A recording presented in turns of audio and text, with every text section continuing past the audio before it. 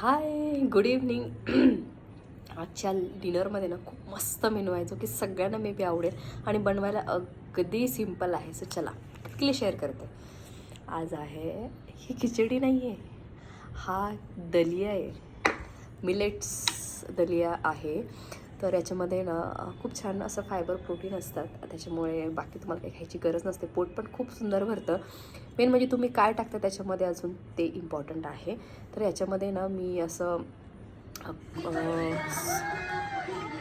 तर ह्याच्यामध्ये ना मी बीन्स टाकलेले आहे, लाल भोपळा आहे.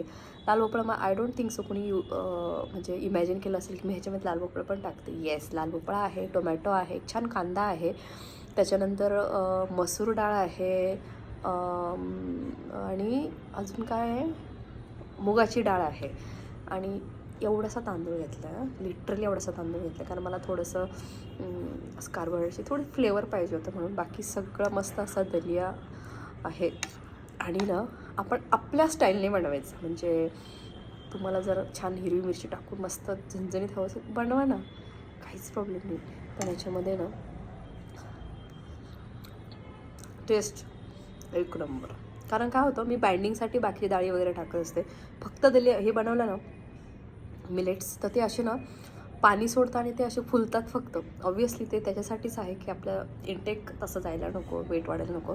म्हणून मग मी अशा मुद्दामन डाळी टाकत होते जेणेकरून असं सरभरीत लागतं, चव पण छान येते. सो आजच्या रात्रीच्या जेवणामध्ये एवढंच.